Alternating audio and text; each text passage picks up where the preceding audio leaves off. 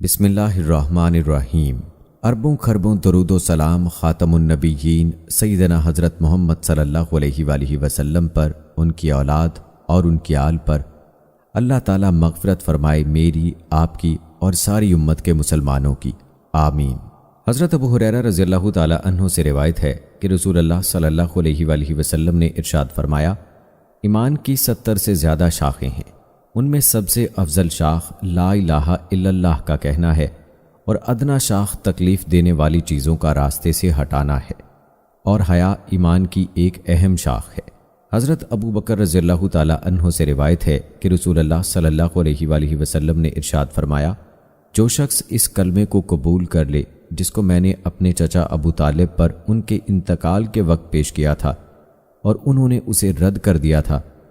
وہ کلمہ اس شخص کے لیے نجات کا ذریعہ ہے۔ حضرت ابو ہریرہ رضی اللہ تعالیٰ عنہ سے روایت ہے کہ رسول اللہ صلی اللہ علیہ وآلہ وسلم نے ارشاد فرمایا،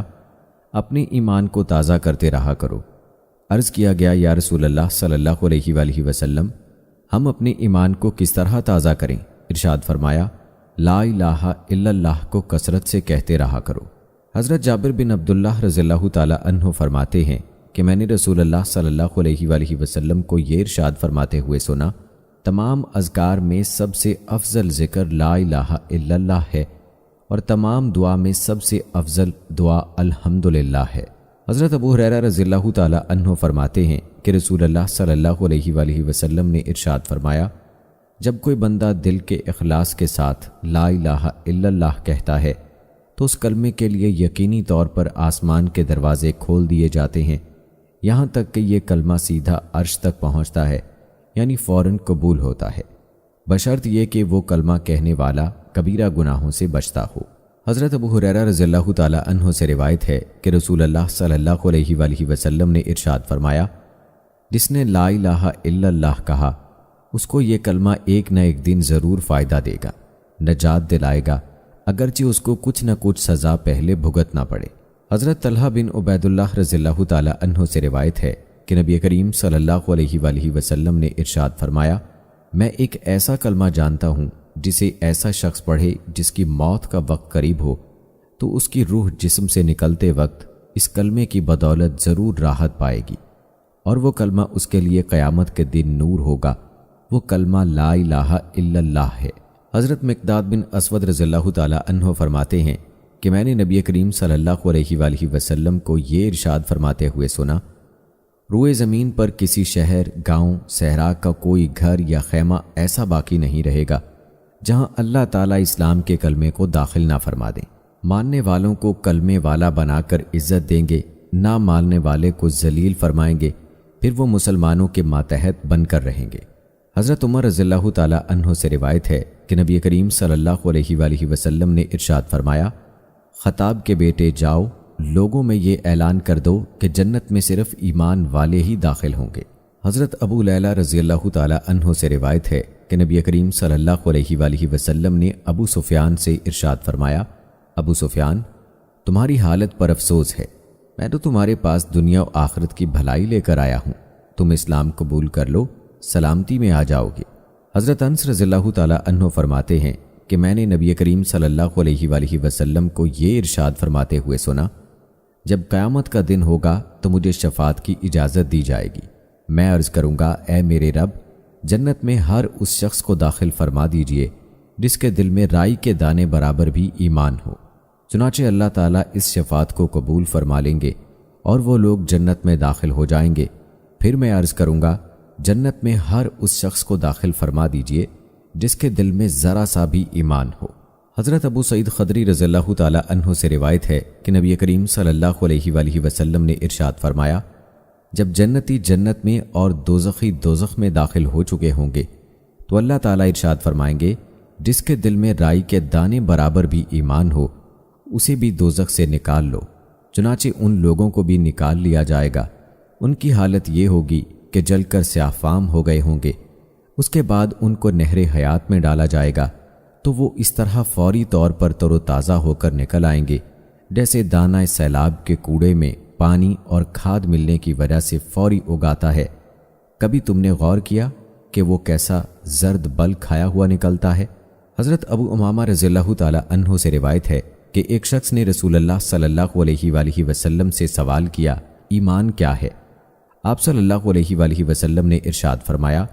جب تم کو اپنے اچھے عمل سے خوشی ہو اور اپنے برے کام پر رنج ہو تو تم مومن ہو۔ حضرت عباس بن عبد المطلب رضی اللہ تعالیٰ عنہ سے روایت ہے کہ انہوں نے رسول اللہ صلی اللہ علیہ وآلہ وسلم کو یہ ارشاد فرماتے ہوئے سنا، ایمان کا مزہ اس نے چکھا اور ایمان کی لذت اسے ملی جو اللہ کو رب، اسلام کو دین اور محمد صلی اللہ علیہ وآلہ وسلم کو رسول ماننے پر راضی ہو جائے۔ حضرت انس رضی اللہ تعالیٰ عنہ روایت کرتے ہیں کہ نبی کریم صلی اللہ علیہ وآلہ وسلم نے ارشاد فرمایا، ایمان کی حلاوت اسی کو نصیب ہوگی جس میں 3 باتیں پائی جائیں گی۔ ایک یہ کہ اللہ تعالیٰ اور اس کے رسول کی محبت اس کے دل میں سب سے زیادہ ہو، دوسرے یہ کہ جس شخص سے بھی محبت ہو صرف اللہ تعالیٰ ہی کے لیے ہو، تیسرے یہ کہ ایمان کے بعد کفر کی طرف پلٹنے سے اس کو اتنی نفرت اور ایسی اذیت ہو جیسے کہ آگ میں ڈالے جانے سے ہوتی ہے۔ حضرت ابو امامہ رضی اللہ تعالیٰ عنہ سے روایت ہے کہ رسول اللہ صلی اللہ علیہ وآلہ وسلم نے ارشاد فرمایا،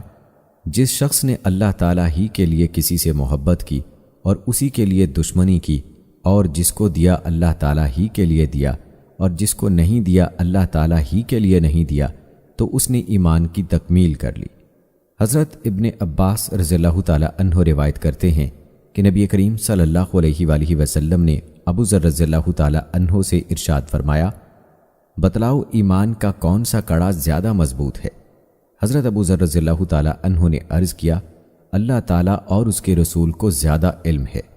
لہٰذا آپ صلی اللہ علیہ وآلہ وسلم ہی ارشاد فرمائیں۔ آپ صلی اللہ علیہ وآلہ وسلم نے ارشاد فرمایا، اللہ تعالیٰ کے لیے باہمی تعلق و تعاون ہو، اور اللہ تعالیٰ کے لیے کسی سے محبت ہو، اور اللہ تعالیٰ ہی کے لیے کسی سے بغض و عداوت ہو۔ حضرت انس بن مالک رضی اللہ تعالیٰ عنہ روایت کرتے ہیں کہ رسول اللہ صلی اللہ علیہ وآلہ وسلم نے ارشاد فرمایا، جس شخص نے مجھے دیکھا اور مجھ پر ایمان لایا اس کو تو ایک مبارکباد، اور جس نے مجھے نہیں دیکھا اور پھر مجھ پر ایمان لایا اس کو 7 بار یعنی بار بار مبارکباد۔ حضرت عبد الرحمن بن یزید رحمۃ اللہ علیہ فرماتے ہیں کہ حضرت عبداللہ رضی اللہ تعالیٰ عنہ کے سامنے کچھ لوگوں نے رسول اللہ صلی اللہ علیہ وآلہ وسلم کے صحابہ اور ان کے ایمان کا تذکرہ چھیڑ دیا۔ اس پر حضرت عبداللہ رضی اللہ تعالیٰ عنہ نے فرمایا،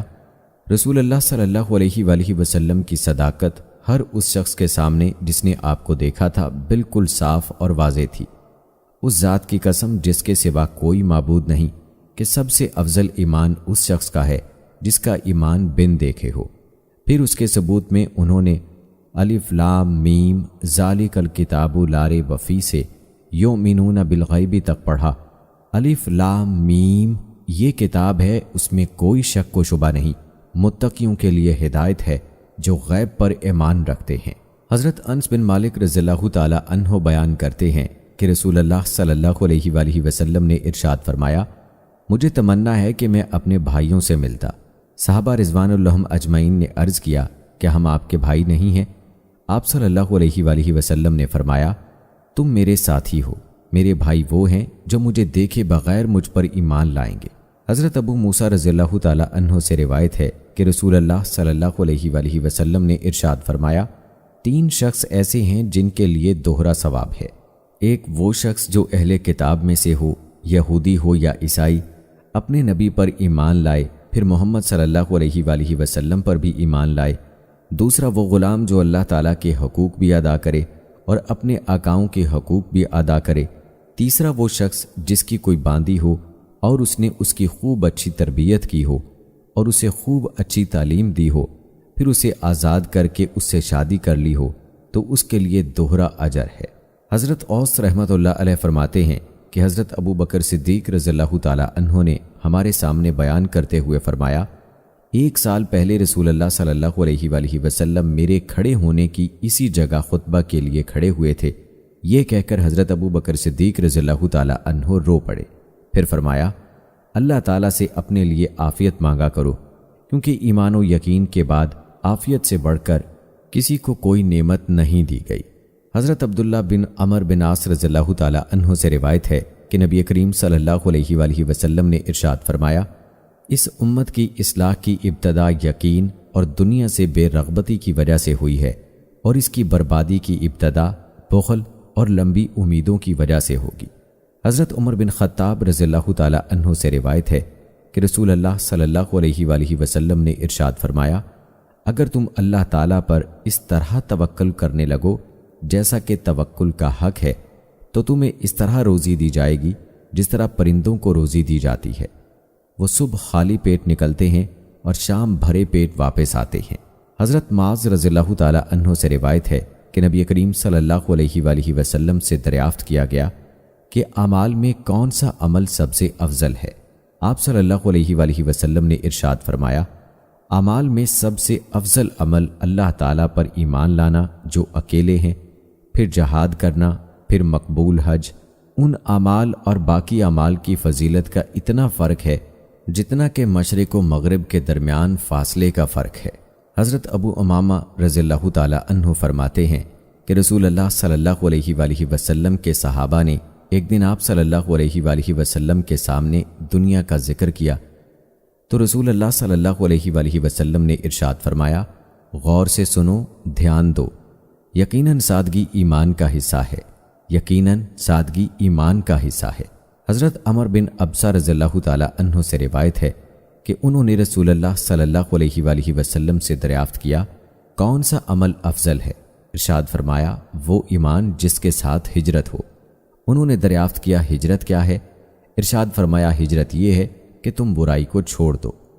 حضرت سفیان بن عبداللہ ثقفی رضی اللہ تعالی عنہ فرماتے ہیں کہ میں نے عرض کیا، یا رسول اللہ صلی اللہ علیہ وآلہ وسلم، مجھے اسلام کی کوئی ایسی جامع بات بتا دیجئے کہ آپ کے بتانے کے بعد پھر اس سلسلے میں مجھے کسی دوسرے سے پوچھنے کی ضرورت باقی نہ رہے۔ آپ صلی اللہ علیہ وآلہ وسلم نے ارشاد فرمایا، تم یہ کہو کہ میں اللہ تعالیٰ پر ایمان لایا، پھر اس بات پر قائم رہو۔ حضرت عبداللہ بن عمر بن عاص رضی اللہ تعالی عنہ سے روایت ہے کہ رسول اللہ صلی اللہ علیہ وآلہ وسلم نے ارشاد فرمایا، ایمان تمہارے دلوں میں اسی طرح پرانا اور کمزور ہو جاتا ہے جس طرح کپڑا پرانا ہو جاتا ہے، لہٰذا اللہ تعالیٰ سے دعا کیا کرو کہ وہ تمہارے دلوں میں ایمان کو تازہ رکھے۔ حضرت ابو ہریرہ رضی اللہ تعالی عنہ سے روایت ہے کہ رسول اللہ صلی اللہ علیہ وآلہ وسلم نے ارشاد فرمایا، اللہ تعالیٰ نے میری امت کے ان وسوسوں کو معاف فرما دیا ہے جو ایمان اور یقین کے خلاف یا گناہ کے بارے میں ان کے دل میں بغیر اختیار کے آئیں، جب تک کہ وہ ان وسوسوں کے مطابق عمل نہ کر لیں یا ان کو زبان پر نہ لائیں۔ حضرت ابو ہریرہ رضی اللہ تعالی عنہ فرماتے ہیں، چند صحابہ رضوان اللہ اجمعین نبی کریم صلی اللہ علیہ وآلہ وسلم کی خدمت میں حاضر ہوئے اور عرض کیا، ہمارے دلوں میں بعض ایسے خیالات آتے ہیں کہ ان کو زبان پر لانا ہم بہت برا سمجھتے ہیں۔ رسول اللہ صلی اللہ علیہ وآلہ وسلم نے دریافت فرمایا، کیا واقعی تم ان خیالات کو زبان پر لانا برا سمجھتے ہو؟ عرض کیا، جی ہاں۔ آپ صلی اللہ علیہ وآلہ وسلم نے ارشاد فرمایا، یہی تو ایمان ہے۔ حضرت ابو ہریرہ رضی اللہ تعالی عنہ رسول اللہ صلی اللہ علیہ وآلہ وسلم کا ارشاد نقل فرماتے ہیں، لا الہ الا اللہ کی گواہی کثرت سے دیتے رہا کرو، اس سے پہلے کہ ایسا وقت آئے کہ تم اس کلمے کو موت یا بیماری وغیرہ کی وجہ سے نہ کہہ سکو۔ حضرت عثمان رضی اللہ تعالی عنہ سے روایت ہے کہ رسول اللہ صلی اللہ علیہ وآلہ وسلم نے ارشاد فرمایا، جس شخص کی موت اس حال میں آئے کہ وہ یقین کے ساتھ جانتا ہو کہ اللہ تعالیٰ کے سوا کوئی معبود نہیں، وہ جنت میں داخل ہوگا۔ حضرت عثمان بن عفان رضی اللہ تعالی عنہ سے روایت ہے کہ رسول اللہ صلی اللہ علیہ وآلہ وسلم نے ارشاد فرمایا، جس کی موت اس حال میں آئے کہ وہ اس بات کا یقین کرتا ہو کہ اللہ تعالیٰ کا وجود حق ہے، وہ جنت میں جائے گا۔ حضرت علی رضی اللہ تعالی عنہ سے روایت ہے کہ نبی کریم صلی اللہ علیہ وآلہ وسلم حدیث قدسی میں اپنے رب کا یہ ارشاد مبارک نقل فرماتے ہیں، میں ہی اللہ ہوں، میرے سوا کوئی معبود نہیں، جس نے میری توحید کا اقرار کیا وہ میرے قلعے میں داخل ہوا، اور جو میرے قلعے میں داخل ہوا وہ میرے عذاب سے محفوظ ہوا۔ حضرت عتبان بن مالک رضی اللہ تعالی عنہ سے روایت ہے کہ نبی کریم صلی اللہ علیہ وآلہ وسلم نے ارشاد فرمایا، ایسا نہیں ہو سکتا کہ کوئی شخص اس بات کی گواہی دے کہ اللہ تعالیٰ کے سوا کوئی معبود نہیں اور میں محمد صلی اللہ علیہ وآلہ وسلم اللہ تعالیٰ کا رسول ہوں، پھر وہ جہنم میں داخل ہو یا دوزخ کی آگ اس کو کھائے۔ حضرت ابو قتادہ رضی اللہ تعالی عنہ اپنے والد سے نبی کریم صلی اللہ علیہ وآلہ وسلم کا ارشاد نقل کرتے ہیں، جس شخص نے اس بات کی گواہی دی کہ اللہ تعالیٰ کے سوا کوئی معبود نہیں اور محمد صلی اللہ علیہ وآلہ وسلم اللہ کے رسول ہیں، اور اس کی زبان اس کلمہ طیبہ کو کثرت سے کہنے کی وجہ سے مانوس ہو گئی ہو اور دل کو اس کلمے کے کہنے سے اطمینان ملتا ہو، ایسے شخص کو جہنم کی آگ نہیں کھائے گی۔ حضرت معاذ بن جبل رضی اللہ تعالی عنہ سے روایت ہے کہ نبی کریم صلی اللہ علیہ وآلہ وسلم نے ارشاد فرمایا، جس شخص کی بھی اس حال میں موت آئے کہ وہ پکے دل سے گواہی دیتا ہو کہ اللہ تعالیٰ کے سوا کوئی معبود نہیں اور میں اللہ تعالیٰ کا رسول ہوں، اللہ تعالیٰ اس کی ضرور مغفرت فرمائیں گے۔ حضرت ابو ہریرہ رضی اللہ تعالی عنہ سے روایت ہے کہ نبی کریم صلی اللہ علیہ وآلہ وسلم نے ارشاد فرمایا، میری شفاعت کا سب سے زیادہ نفع اٹھانے والا وہ شخص ہوگا جو اپنے دل کے خلوص کے ساتھ لا الہ الا اللہ کہے۔ حضرت عمر بن خطاب رضی اللہ تعالی عنہ فرماتے ہیں کہ میں نے رسول اللہ صلی اللہ علیہ وآلہ وسلم کو یہ ارشاد فرماتے ہوئے سنا، میں ایک ایسا کلمہ جانتا ہوں جسے کوئی بندہ بھی دل سے حق سمجھ کر کہے اور اسی حالت پر اس کی موت آ جائے تو اللہ تعالیٰ اس پر ضرور جہنم کی آگ حرام فرما دیں گے، وہ کلمہ لا الہ الا اللہ ہے۔ حضرت ایاز انصاری رضی اللہ تعالی عنہ سے روایت ہے کہ نبی کریم صلی اللہ علیہ وآلہ وسلم نے ارشاد فرمایا، کلمہ لا الہ الا اللہ اللہ تعالیٰ کے یہاں بڑی عزت والا قیمتی کلمہ ہے، اسے اللہ تعالیٰ کے یہاں بڑا رتبہ و مقام حاصل ہے۔ جو شخص اسے سچے دل سے کہے گا اللہ تعالیٰ اس کلمے کی وجہ سے اسے جنت میں داخل فرمائیں گے، اور جو اسے جھوٹے دل سے کہے گا تو یہ کلمہ دنیا میں تو اس کی جان و مال کی حفاظت کا ذریعہ بن جائے گا، لیکن کل قیامت کے دن اللہ تعالیٰ سے اس حال میں ملے گا کہ اللہ تعالیٰ اس سے باز پرس فرمائیں گے۔ حضرت ابو بکر صدیق رضی اللہ تعالی عنہ سے روایت ہے کہ نبی کریم صلی اللہ علیہ وآلہ وسلم نے ارشاد فرمایا، جس نے لا الہ الا اللہ کی گواہی اس طرح دی کہ اس کا دل اس کی زبان کی تصدیق کرتا ہو تو وہ جنت کے جس دروازے سے چاہے داخل ہو جائے۔ حضرت ابو موسیٰ رضی اللہ تعالی عنہ سے روایت ہے کہ نبی کریم صلی اللہ علیہ وآلہ وسلم نے ارشاد فرمایا، خوشخبری لو اور دوسروں کو بھی خوشخبری دے دو کہ جو شخص سچے دل سے لا الہ الا اللہ کا اقرار کرے گا وہ جنت میں داخل ہوگا۔ حضرت ابو درداء رضی اللہ تعالی عنہ روایت کرتے ہیں کہ رسول اللہ صلی اللہ علیہ وآلہ وسلم نے ارشاد فرمایا، جو شخص اخلاص کے ساتھ اس بات کی گواہی دے کہ اللہ تعالیٰ کے سوا کوئی معبود نہیں اور محمد صلی اللہ علیہ وآلہ وسلم اس کے بندے اور اس کے رسول ہیں، وہ جنت میں داخل ہوگا۔ حضرت عتبان بن مالک انصاری رضی اللہ تعالی عنہ سے روایت ہے کہ رسول اللہ صلی اللہ علیہ وآلہ وسلم نے ارشاد فرمایا، جو شخص قیامت کے دن لا الہ الا اللہ کو اس طرح سے کہتا ہوا آئے کہ اس کلمے کے ذریعے اللہ تعالیٰ ہی کی رضامندی چاہتا ہو، اللہ تعالیٰ اس پر دوزخ کی آگ کو ضرور حرام فرما دیں گے۔ حضرت انس بن مالک رضی اللہ تعالی عنہ رسول اللہ صلی اللہ علیہ وآلہ وسلم کا ارشاد نقل کرتے ہیں، جو شخص دنیا سے اس حالت میں رخصت ہوا کہ وہ اللہ تعالیٰ کے لیے مخلص تھا، جو اکیلے ہیں، جن کا کوئی شریک نہیں ہے، اور اپنی زندگی میں نماز قائم کرتا رہا، اور اگر صاحب مال تھا تو زکوٰۃ دیتا رہا، تو وہ شخص اس حال میں رخصت ہوا کہ اللہ تعالیٰ اس سے راضی تھے۔ حضرت ابو ذر رضی اللہ تعالی عنہ سے روایت ہے کہ رسول اللہ صلی اللہ علیہ وآلہ وسلم نے ارشاد فرمایا، جس نے اپنے دل کو ایمان کے لیے خالص کر لیا اور اپنے دل کو کفر و شرک سے پاک کر لیا، اپنی زبان کو سچا رکھا، اپنے نفس کو مطمئن بنایا کہ اس کو اللہ کی یاد سے اور اس کی مرضیات پر چلنے سے اطمینان ملتا ہو، اپنی طبیعت کو درست رکھا کہ وہ برائی کی طرف نہ چلتی ہو، اپنے کان کو حق سننے والا بنایا اور اپنی آنکھ کو ایمان کی نگاہ سے دیکھنے والا بنایا، یقیناً یہ شخص کامیاب ہو گیا۔ حضرت جابر بن عبداللہ رضی اللہ تعالی عنہ سے روایت ہے کہ میں نے رسول اللہ صلی اللہ علیہ وآلہ وسلم کو یہ ارشاد فرماتے ہوئے سنا، جو شخص اللہ تعالیٰ سے اس حال میں ملے کہ اس کے ساتھ کسی کو شریک نہ ٹھہراتا ہو وہ جنت میں داخل ہوگا، اور جو شخص اللہ تعالیٰ سے اس حال میں ملے کہ وہ اس کے ساتھ کسی کو شریک ٹھہراتا ہو دوزخ میں داخل ہوگا۔ حضرت عبادہ بن صامت رضی اللہ تعالی عنہ سے روایت ہے کہ میں نے رسول اللہ صلی اللہ علیہ وآلہ وسلم کو ارشاد فرماتے ہوئے سنا، جس شخص کی موت اس حال میں آئی کہ وہ اللہ تعالیٰ کے ساتھ کسی کو شریک نہ ٹھہراتا ہو تو یقیناً اللہ تعالیٰ نے اس پر دوزخ کی آگ حرام کر دی۔ حضرت نواس بن سمان رضی اللہ تعالیٰ عنہ سے روایت ہے کہ انہوں نے نبی کریم صلی اللہ علیہ وآلہ وسلم کو ارشاد فرماتے ہوئے سنا، جس کی موت اس حال میں آئی کہ اس نے اللہ تعالیٰ کے ساتھ کسی کو شریک نہ ٹھہرایا ہو تو یقیناً اس کے لیے مغفرت ضرور ہو گئی۔ حضرت ابن عباس رضی اللہ تعالیٰ عنہ سے روایت ہے کہ رسول اللہ صلی اللہ علیہ وآلہ وسلم نے ارشاد فرمایا، جو شخص اللہ تعالیٰ سے اس حال میں ملے کہ اس نے اللہ تعالیٰ کے ساتھ کسی کو شریک نہ ٹھہرایا ہو اور نہ کسی کو قتل کیا ہو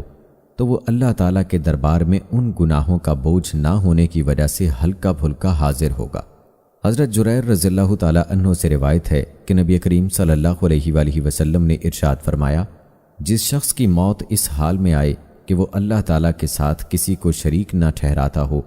اور کسی کے ناحق خون میں ہاتھ نہ رنگے ہوں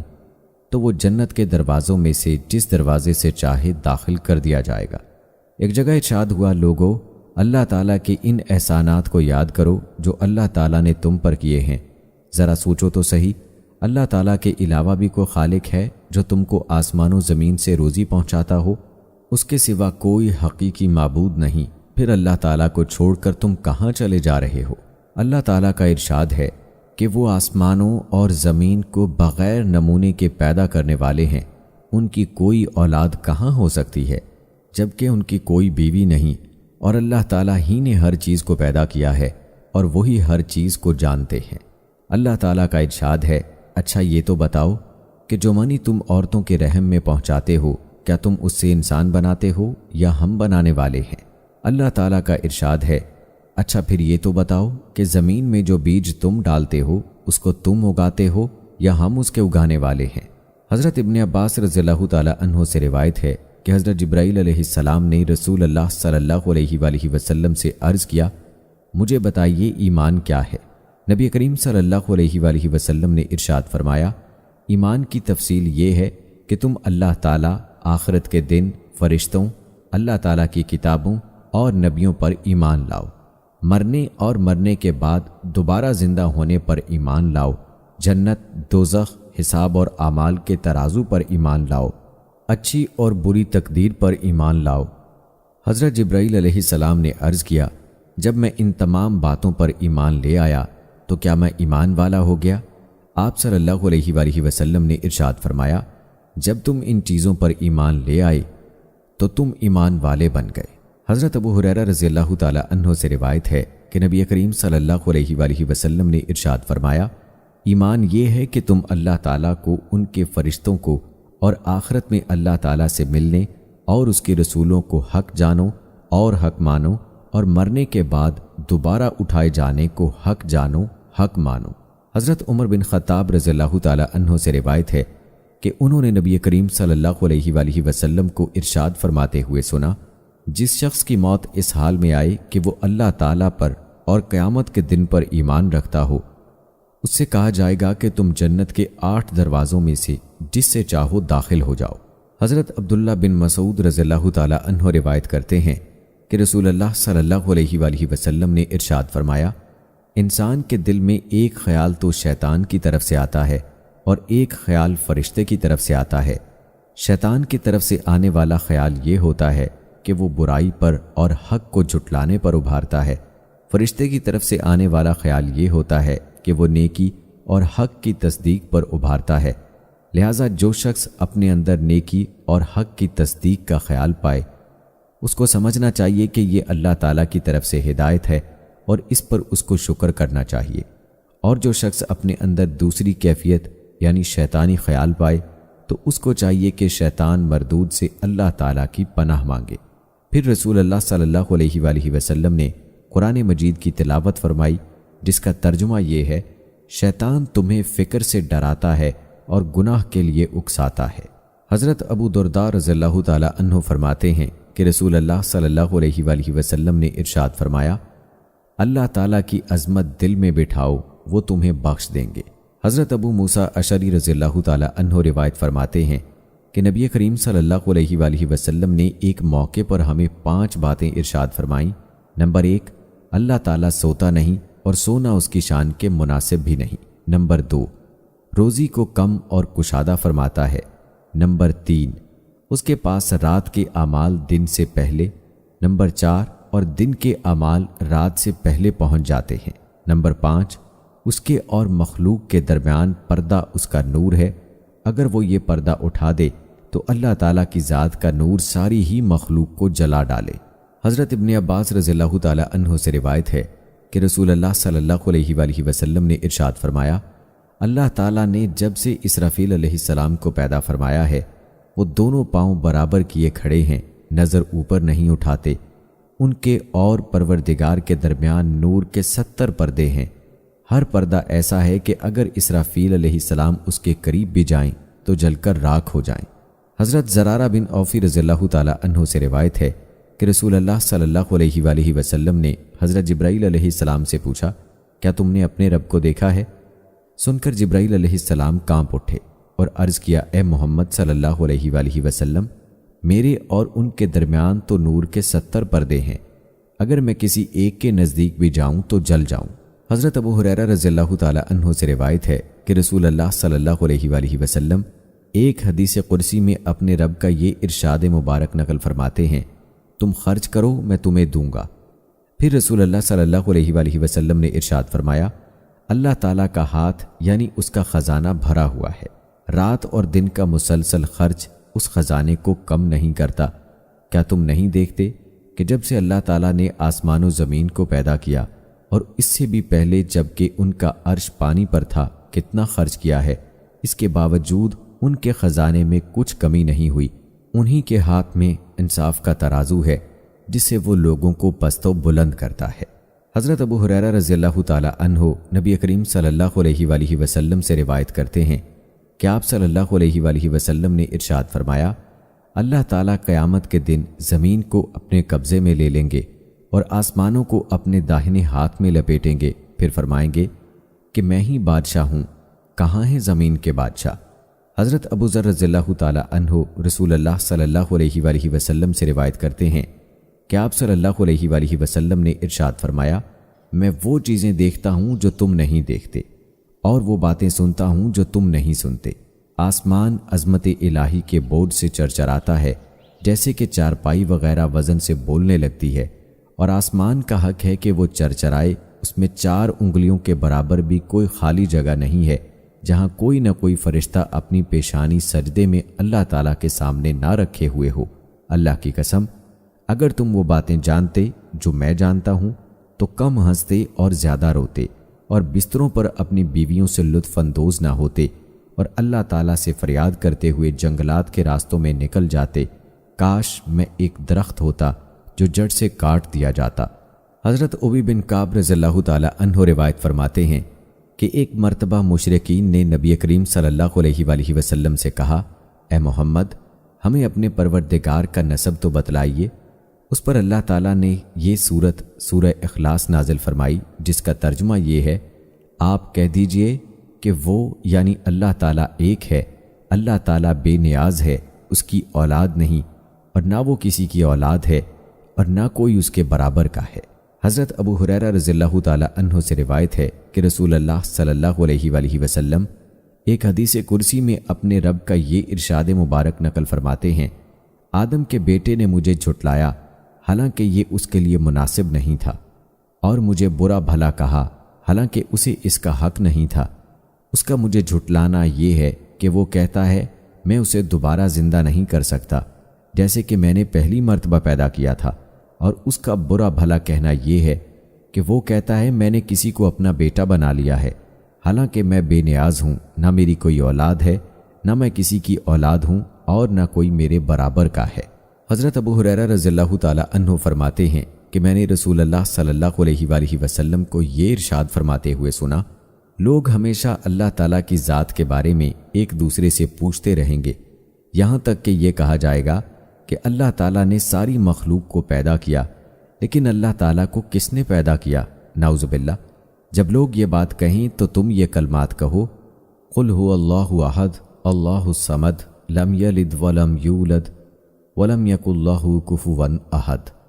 اللہ تعالیٰ ایک ہے، اللہ تعالیٰ کسی کے محتاج نہیں، سب ان کے محتاج ہیں، نہ اللہ تعالیٰ کی کوئی اولاد ہے اور نہ وہ کسی سے پیدا ہوئے اور نہ کوئی اللہ تعالیٰ کا ہمسر ہے۔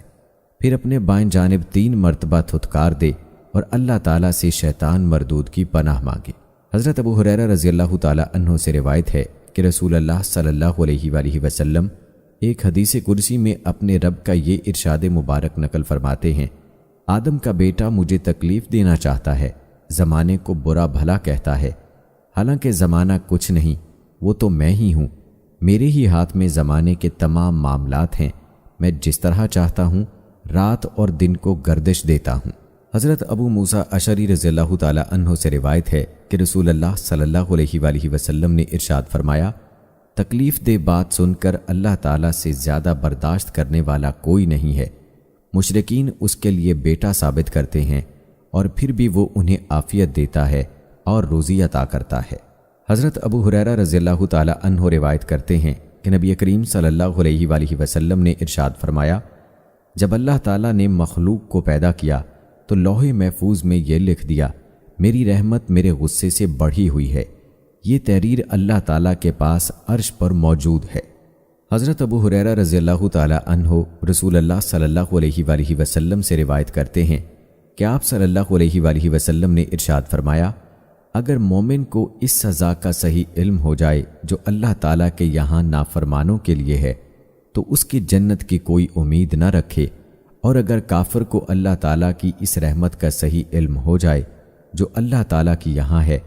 تو اس کی جنت سے کوئی نا امید نہ ہو۔ حضرت ابو ہریرہ رضی اللہ تعالیٰ عنہ رسول اللہ صلی اللہ علیہ وآلہ وسلم سے روایت فرماتے ہیں کہ اللہ تعالیٰ کے یہاں 100 رحمتیں ہیں، اس نے ان میں سے ایک رحمت جو جن و انس، جانوروں اور کیڑے مکوڑوں کے درمیان اتاری ہے، اسی ایک حصے کی وجہ سے وہ ایک دوسرے پر نرمی اور رحم کرتے ہیں، اسی کی وجہ سے وحشی جانور اپنے بچے پر شفقت کرتا ہے،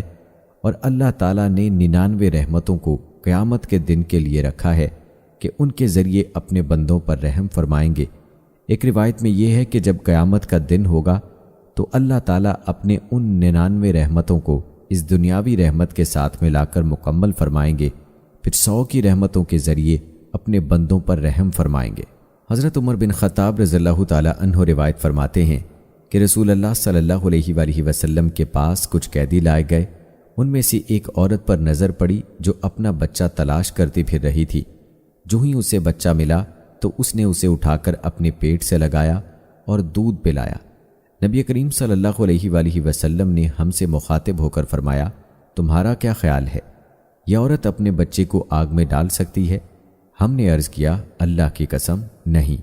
خصوصاً جب کہ اسے بچے کو آگ میں نہ ڈالنے کی قدرت بھی ہے، کوئی مجبوری نہیں۔ اس پر آپ صلی اللہ علیہ وآلہ وسلم نے ارشاد فرمایا، یہ عورت اپنے بچے پر جتنا رحم و پیار کرتی ہے، اللہ تعالیٰ اپنے بندوں پر اس سے کہیں زیادہ رحم و پیار کرتے ہیں۔ حضرت ابو ہریرہ رضی اللہ تعالیٰ عنہ فرماتے ہیں کہ ایک مرتبہ رسول اللہ صلی اللہ علیہ وآلہ وسلم نماز کے لیے کھڑے ہوئے، ہم بھی آپ صلی اللہ علیہ وآلہ وسلم کے ساتھ کھڑے ہو گئے۔ ایک دیہات کے رہنے والے نو مسلم نے نماز میں ہی کہا، اے اللہ، صرف مجھ پر اور محمد صلی اللہ علیہ وآلہ وسلم پر رحم کر، ہمارے ساتھ کسی اور پر رحم نہ کر۔ جب آپ نے سلام پھیرا تو اس دیہات کے رہنے والے سے فرمایا، تم نے بڑی وسیع چیز کو تنگ کر دیا، گھبراؤ نہیں، رحمت تو اتنی ہے کہ سب پر چھا جائے، پھر بھی تنگ نہ ہو، تم ہی اسے تنگ سمجھ رہے ہو۔ حضرت ابو ہریرہ رضی اللہ تعالیٰ عنہ روایت کرتے ہیں کہ رسول اللہ صلی اللہ علیہ وآلہ وسلم نے ارشاد فرمایا، اس ذات کی قسم جس کے قبضے میں محمد صلی اللہ علیہ وآلہ وسلم کی جان ہے، لوگوں میں سے کوئی شخص خواہ وہ یہودی ہو یا نصرانی ایسا نہیں جو میری نبوت کی خبر سنے پھر اس دین پر ایمان نہ لائے جس کو دے کر مجھے بھیجا گیا ہے اور اسی حال پر مر جائے تو یقیناً وہ دوزخیوں میں ہوگا۔ حضرت ابو موسیٰ رضی اللہ تعالیٰ عنہ روایت فرماتے ہیں کہ نبی کریم صلی اللہ علیہ وآلہ وسلم نے ارشاد فرمایا، میری اور اس دین کی مثال جسے اللہ تعالیٰ نے مجھے دے کر بھیجا ہے اس شخص کی سی ہے جو اپنی قوم کے پاس آیا اور کہا، میری قوم، میں نے اپنی آنکھوں سے دشمن کا لشکر دیکھا ہے اور میں ایک سچا ڈرانے والا ہوں، لہٰذا نجات کی فکر کرو۔ اس پر اس کی قوم کے کچھ لوگوں نے تو اس کا کہنا مانا اور آہستہ آہستہ رات میں ہی چل پڑے اور دشمن سے نجات پا لی۔ کچھ لوگوں نے اس کو جھوٹا سمجھا اور صبح تک اپنے گھروں میں رہے۔ دشمن کا لشکر صبح ہوتے ہی ان پر ٹوٹ پڑا اور ان کو تباہ و برباد کر ڈالا۔ یہی مثال اس شخص کی ہے جس نے میری بات مان لی اور میرے لائے ہوئے دین کی پیروی کی، وہ نجات پا گیا، اور یہی مثال اس شخص کی ہے جس نے میری بات نہ مانی اور اس دین کو جھٹلا دیا جس کو میں لے کر آیا ہوں، وہ ہلاک ہو گیا۔ حضرت ابو ہریرہ رضی اللہ تعالی عنہ سے روایت ہے کہ رسول اللہ صلی اللہ علیہ وآلہ وسلم نے ارشاد فرمایا، میری ساری امت جنت میں جائے گی سوائے ان لوگوں کے جو انکار کر دیں۔ صحابہ رضوان اللہ اجمعین نے دریافت کیا، یا رسول اللہ صلی اللہ علیہ وآلہ وسلم، جنت میں جانے سے کون انکار کر سکتا ہے؟ آپ صلی اللہ علیہ وآلہ وسلم نے جواب میں ارشاد فرمایا، جس نے میری اطاعت کی وہ جنت میں داخل ہوا، اور جس نے میری نافرمانی کی یقیناً اس نے جنت میں جانے سے انکار کر دیا۔ حضرت عبداللہ بن عمر رضی اللہ تعالی عنہ سے روایت ہے کہ رسول اللہ صلی اللہ علیہ وآلہ وسلم نے ارشاد فرمایا، کوئی شخص اس وقت تک کامل ایمان والا نہیں ہو سکتا جب تک کہ اس کی نفسانی چاہتیں اس دین کے تابع نہ ہو جائیں جس کو میں لے کر آیا ہوں۔ حضرت انس بن مالک رضی اللہ تعالی عنہ سے روایت ہے کہ رسول اللہ صلی اللہ علیہ وآلہ وسلم نے مجھے ارشاد فرمایا، میرے بیٹے، اگر تم صبح و شام ہر وقت اپنے دل کی یہ کیفیت بنا سکتے ہو کہ تمہارے دل میں کسی کے بارے میں ذرا بھی کھوٹ نہ ہو تو ضرور ایسا کرو۔ پھر آپ صلی اللہ علیہ وآلہ وسلم نے ارشاد فرمایا، میرے بیٹے، یہ بات میری سنت میں سے ہے، اور جس نے میری سنت کو زندہ کیا اس نے مجھ سے محبت کی، اور جس نے مجھ سے محبت کی وہ میرے ساتھ جنت میں ہوگا۔ حضرت انس بن مالک رضی اللہ تعالی عنہ فرماتے ہیں کہ رسول اللہ صلی اللہ علیہ وآلہ وسلم کی عبادت کے بارے میں پوچھنے کے لیے 3 شخص ازواج مطہرات کے پاس آئے۔ جب ان لوگوں کو رسول اللہ صلی اللہ علیہ وآلہ وسلم کی عبادت کا حال بتایا گیا تو انہوں نے آپ کی عبادت کو تھوڑا سمجھا اور کہا، ہمارا رسول صلی اللہ علیہ وآلہ وسلم سے کیا مقابلہ؟ اللہ تعالیٰ نے آپ کی اگلی پچھلی لغزشیں اگر ہوں بھی تو معاف فرما دی ہیں۔ ان میں سے ایک نے کہا، میں ہمیشہ رات بھر نماز پڑھا کروں گا۔ دوسرے نے کہا، میں ہمیشہ روزہ رکھا کروں گا اور کبھی ناغہ نہیں ہونے دوں گا۔ تیسرے نے کہا، میں عورتوں سے دور رہوں گا، کبھی نکاح نہیں کروں گا۔ ان میں آپس میں یہ گفتگو ہو رہی تھی کہ اتنے میں ان کے پاس رسول اللہ صلی اللہ علیہ وآلہ وسلم تشریف لے آئے اور فرمایا، کیا تم لوگوں نے یہ بات کہی ہے؟ غور سے سنو، اللہ تعالیٰ کی قسم، میں تم سب سے زیادہ اللہ تعالیٰ سے ڈرنے والا ہوں اور تم میں سب سے زیادہ تقوی اختیار کرنے والا ہوں، لیکن میں روزہ رکھتا ہوں اور نہیں بھی رکھتا، نماز پڑھتا ہوں اور سوتا بھی ہوں، اور عورتوں سے نکاح بھی کرتا ہوں۔ یہی میرا طریقہ ہے، لہذا جس نے میرے طریقے سے اعتراض کیا وہ مجھ سے نہیں۔ حضرت ابو ہریرہ رضی اللہ تعالی عنہ نبی کریم صلی اللہ علیہ وآلہ وسلم کا ارشاد نقل فرماتے ہیں، جس نے میرے طریقے کو میری امت کے بگاڑ کے وقت مضبوطی سے تھامے رکھا اسے شہید کا ثواب ملے گا۔ حضرت مالک بن انس رحمۃ اللہ علیہ فرماتے ہیں کہ مجھے یہ روایت پہنچی ہے کہ رسول اللہ صلی اللہ علیہ وآلہ وسلم نے ارشاد فرمایا، میں نے تمہارے پاس 2 چیزیں چھوڑی ہیں، جب تک ان کو مضبوطی سے پکڑے رہو گے ہرگز گمراہ نہیں ہوگے، وہ اللہ تعالیٰ کی کتاب اور اس کے رسول کی سنت ہے۔ حضرت ارباز بن ساریہ رضی اللہ تعالی عنہ روایت فرماتے ہیں کہ رسول اللہ صلی اللہ علیہ وآلہ وسلم نے ہمیں ایک دن صبح کی نماز کے بعد ایسے مؤثر انداز میں نصیحت فرمائی کہ آنکھوں سے آنسو جاری ہو گئے اور دلوں میں خوف پیدا ہو گیا۔ ایک شخص نے عرض کیا، یہ تو رخصت ہونے والے کی نصیحت معلوم ہوتی ہے، پھر آپ ہمیں کس چیز کی وصیت فرماتے ہیں؟ آپ صلی اللہ علیہ وآلہ وسلم نے ارشاد فرمایا، میں تمہیں اللہ تعالیٰ سے ڈرتے رہنے کی اور امیر کی بات سننے اور ماننے کی وصیت کرتا ہوں، اگرچہ وہ امیر حبشی غلام ہو۔ تم میں جو میرے بعد زندہ رہے گا وہ میرے اختلافات دیکھے گا۔ تم دین میں نئی نئی باتیں پیدا کرنے سے بچو، کیونکہ ہر نئی بات گمراہی ہے، لہٰذا تم ایسا زمانہ پاؤ تو میری اور ہدایت یافتہ خلفائے راشدین کی سنت کو لازم پکڑو اور اس کو دانتوں سے مضبوطی کے ساتھ تھامے رکھو۔ حضرت عبداللہ بن عباس رضی اللہ تعالی عنہ سے روایت ہے کہ رسول اللہ صلی اللہ علیہ وآلہ وسلم نے ایک شخص کے ہاتھ میں سونے کی انگوٹھی دیکھی تو آپ نے اسے اتار کر پھینک دیا اور فرمایا، کتنی تعجب کی بات ہے کہ تم میں سے کوئی شخص آگ کے انگارے کو اپنے ہاتھ میں رکھنا چاہتا ہے، یعنی جو شخص اپنے ہاتھ میں سونے کی کوئی چیز پہنے گا اس کا ہاتھ دوزخ میں چلا جائے گا۔ رسول اللہ صلی اللہ علیہ وآلہ وسلم کے تشریف لے جانے کے بعد اس شخص سے کہا گیا، اپنی انگوٹھی لے لو اور اس کو بیچ کر ہدیہ کر کے اس سے فائدہ اٹھا لو۔ اس نے جواب دیا، اللہ کی قسم نہیں، جس چیز کو رسول اللہ صلی اللہ علیہ وآلہ وسلم نے پھینک دیا ہو میں اس کو کبھی نہیں اٹھاؤں گا۔ حضرت زینب رضی اللہ تعالی عنہا فرماتی ہیں کہ میں نبی کریم صلی اللہ علیہ وآلہ وسلم کی اہلیہ محترمہ حضرت ام حبیبہ رضی اللہ تعالی عنہا کے پاس اس وقت گئی جب ان کے والد حضرت ابو سفیان رضی اللہ تعالی عنہ کا انتقال ہوا تھا۔ حضرت ام حبیبہ رضی اللہ تعالی عنہا نے خوشبو منگوائی جس میں خلوق یا کسی اور چیز کی ملاوٹ کی وجہ سے زردی تھی۔ اس میں سے کچھ خوشبو لونڈی کو لگائی، پھر اسے اپنے رخساروں پر مل لیا۔ اس کے بعد فرمایا، اللہ کی قسم مجھے خوشبو کے استعمال کرنے کی کوئی ضرورت نہ تھی، بات صرف یہ ہے کہ میں نے رسول اللہ صلی اللہ علیہ وآلہ وسلم سے سنا ہے کہ جو عورت اللہ تعالیٰ اور آخرت کے دن پر ایمان رکھتی ہو اس کے لیے جائز نہیں کہ وہ 3 دن سے زیادہ کسی کا سوگ منائے سوائے شوہر کے کہ اس کا سوگ 4 مہینے 10 دن ہے۔ حضرت انس بن مالک رضی اللہ تعالی عنہ سے روایت ہے کہ ایک شخص نے نبی کریم صلی اللہ علیہ وآلہ وسلم سے پوچھا، قیامت کب آئے گی؟ آپ نے ارشاد فرمایا کہ قیامت کے لیے تم نے کیا تیار کر رکھا ہے؟ اس نے عرض کیا، میں نے قیامت کے لیے نہ تو زیادہ نفلی نمازیں نہ زیادہ نفلی روزے تیار کیے ہیں اور نہ زیادہ صدقہ، ہاں ایک بات ہے کہ اللہ تعالیٰ اور اس کے رسول صلی اللہ علیہ وآلہ وسلم سے محبت رکھتا ہوں۔ آپ صلی اللہ علیہ وآلہ وسلم نے ارشاد فرمایا، تو پھر قیامت میں تم انہی کے ساتھ ہوں گے جن سے تم نے دنیا میں محبت رکھی۔ حضرت ابو ہریرہ رضی اللہ تعالی عنہ سے روایت ہے کہ رسول اللہ صلی اللہ علیہ وآلہ وسلم نے ارشاد فرمایا، میری امت میں مجھ سے زیادہ محبت رکھنے والے لوگوں میں سے وہ بھی ہیں جو میرے بعد آئیں گے، ان کی یہ آرزو ہوگی کہ کاش وہ اپنا گھر بار اور مال سب قربان کر کے کسی طرح مجھ کو دیکھ لیتے۔ حضرت ارباز بن ساریہ رضی اللہ تعالی عنہ روایت فرماتے ہیں کہ میں نے رسول اللہ صلی اللہ علیہ وآلہ وسلم کو ارشاد فرماتے ہوئے سنا،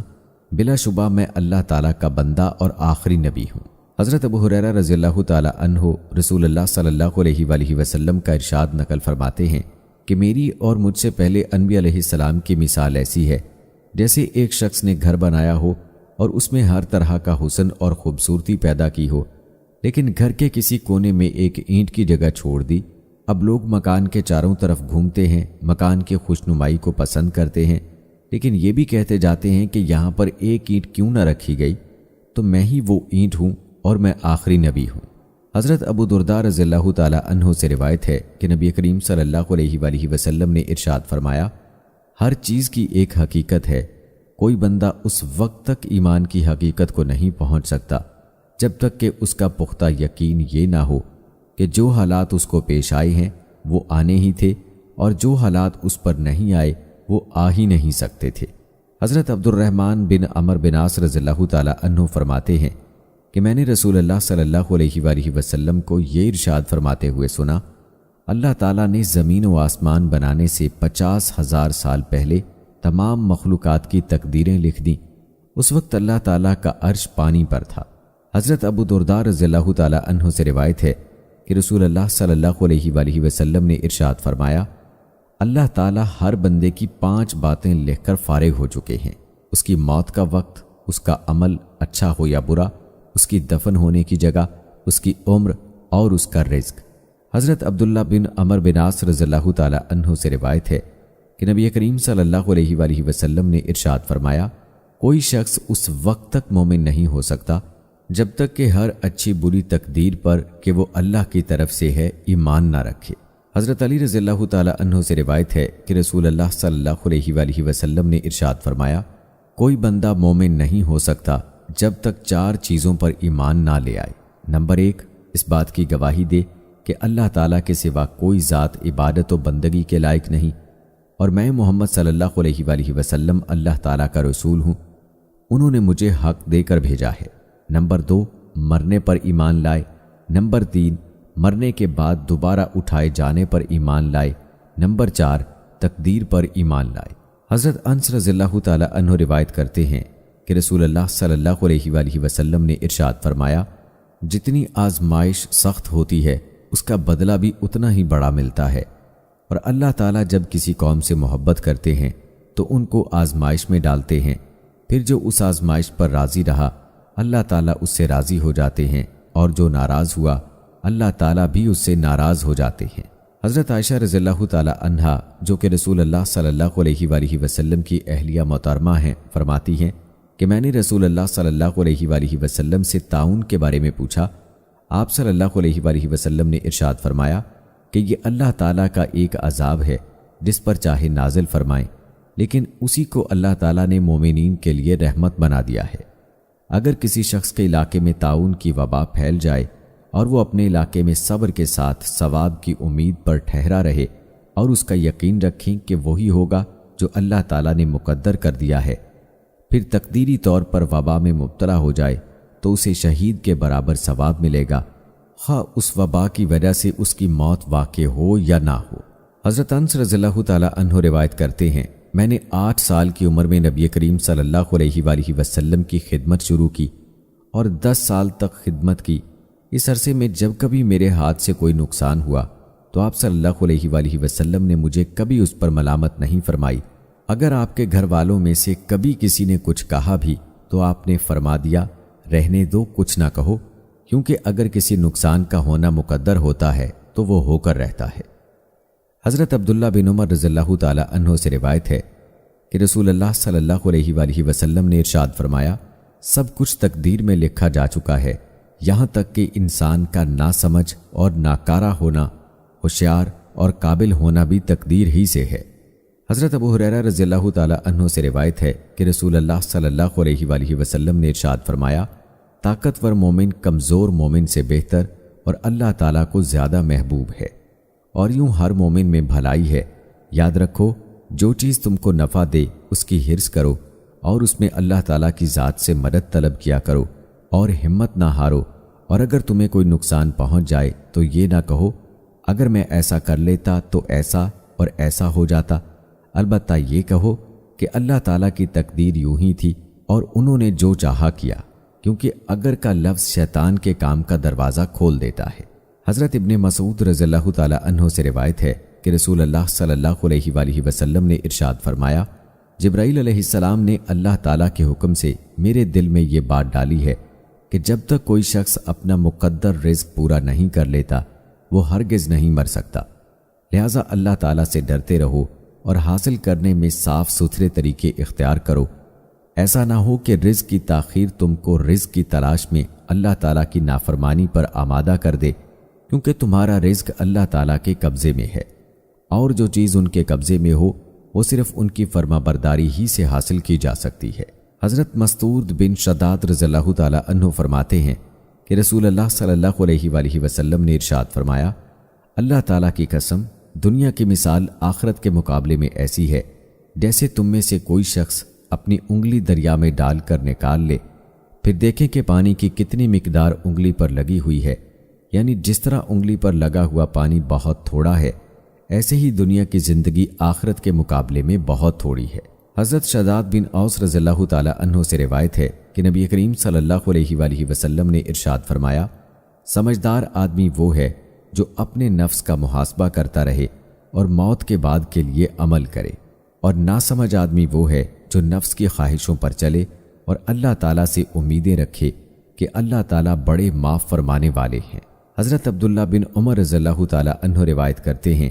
کہ میں 10 آدمیوں کی ایک جماعت کے ساتھ حاضر ہوا۔ انصار میں سے ایک صاحب نے کھڑے ہو کر عرض کیا، اللہ کے نبی، لوگوں میں سب سے زیادہ سمجھدار اور محتاط آدمی کون ہے؟ رسول اللہ صلی اللہ علیہ وآلہ وسلم نے ارشاد فرمایا، جو شخص سب سے زیادہ موت کو یاد کرنے والا ہو اور موت کے آنے سے پہلے سب سے زیادہ موت کی تیاری کرنے والا ہو، جو لوگ ایسا کریں وہی سمجھدار ہیں۔ یہی لوگ ہیں جنہوں نے دنیا کی شرافت اور آخرت کی عزت حاصل کر لی۔ حضرت محمود بن لبید رضی اللہ تعالی عنہ نبی کریم صلی اللہ علیہ وآلہ وسلم کا ارشاد نقل فرماتے ہیں کہ 2 چیزیں ایسی ہیں جن کو آدمی پسند نہیں کرتا۔ پہلی چیز موت ہے، حالانکہ موت اس کے لیے فتنے سے بہتر ہے، یعنی مرنے کی وجہ سے آدمی دین کو نقصان پہنچانے والے فتنوں سے محفوظ ہو جاتا ہے۔ اور دوسری چیز مال کا کم ہونا، جس کو آدمی پسند نہیں کرتا، حالانکہ مال کی کمی آخرت کے حساب کو بہت کم کرنے والی ہے۔ حضرت ابو سلمہ رضی اللہ تعالی عنہ فرماتے ہیں کہ میں نے رسول اللہ صلی اللہ علیہ وآلہ وسلم کو یہ ارشاد فرماتے ہوئے سنا، جو شخص اللہ تعالیٰ سے اس حال میں ملے کہ وہ اس بات کی گواہی دیتا ہو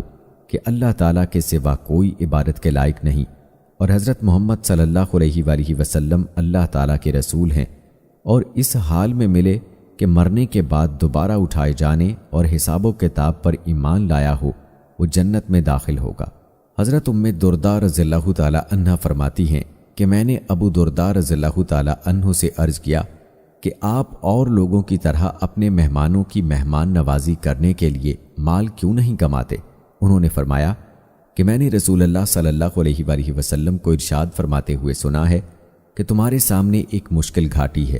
اس پر زیادہ بوجھ والے آسانی سے نہ گزر سکیں گے، اس لیے میں چاہتا ہوں کہ اس گھاٹی سے گزرنے کے لیے ہلکا پھلکا رہوں۔ حضرت عثمان بن عفان رضی اللہ تعالیٰ عنہ سے روایت ہے کہ نبی کریم صلی اللہ علیہ وآلہ وسلم جب میت کے دفن سے فارغ ہو جاتے تو قبر کے پاس کھڑے ہو جاتے اور ارشاد فرماتے کہ اپنے بھائی کے لیے اللہ تعالیٰ سے مغفرت کی دعا کرو اور یہ مانگو کہ اللہ تعالیٰ اس کو سوالات کے جوابات میں ثابت قدم رکھیں،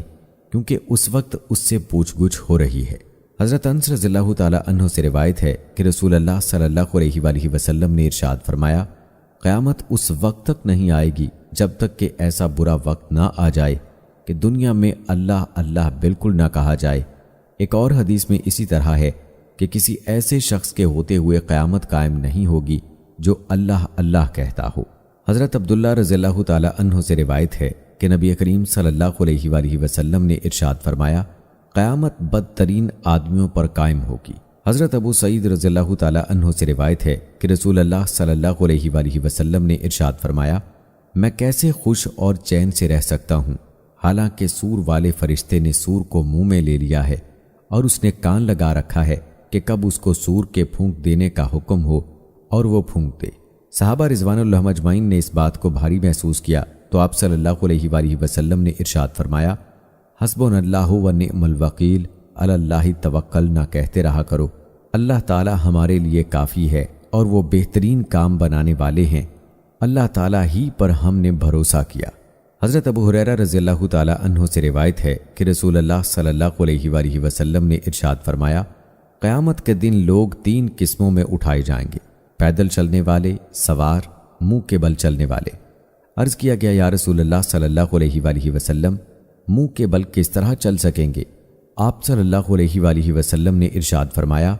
جب اللہ نے انہیں پاؤں کے بل چلایا ہے وہ ان کو منہ کے بل چلانے پر بھی یقیناً قدرت رکھتے ہیں۔ اچھی طرح سمجھ لو، یہ لوگ اپنے منہ کے ذریعے ہی زمین کے ہر ٹیلے اور ہر کانٹے سے بچیں گے۔ حضرت عدی بن حاتم رضی اللہ تعالی عنہ سے روایت ہے کہ رسول اللہ صلی اللہ علیہ وآلہ وسلم نے ارشاد فرمایا،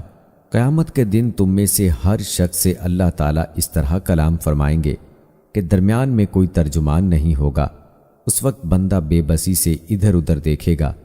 جب اپنی داہنی جانب دیکھے گا تو اپنے اعمال کے سوا اسے کچھ نظر نہ آئے گا، جب اپنی بائیں جانب دیکھے گا تو اپنے اعمال کے سوا کچھ نظر نہ آئے گا، اور جب اپنے سامنے دیکھے گا تو آگ کے علاوہ کچھ نظر نہ آئے گا۔ لہذا دوزخ کی آگ سے بچو، اگرچہ خشک کھجور کے ٹکڑے کو صدقہ کرنے کے ذریعے سے ہی ہو۔ تو دوستو، یہ تھی ہماری آج کی ویڈیو جس میں ہم نے آپ کو نبی کریم صلی اللہ علیہ وآلہ وسلم کی پیاری باتیں بتائیں۔ اللہ سے دعا ہے کہ اللہ تعالی ہمیں اپنے اور نبی کریم صلی اللہ علیہ وآلہ وسلم کے بتائے ہوئے طریقوں کے مطابق زندگی گزارنے کی توفیق عطا فرمائے، آمین ثم آمین۔ تو دوستو، اسی کے ساتھ مجھے اگلی ویڈیو تک اجازت دیجیے، فی امان اللہ۔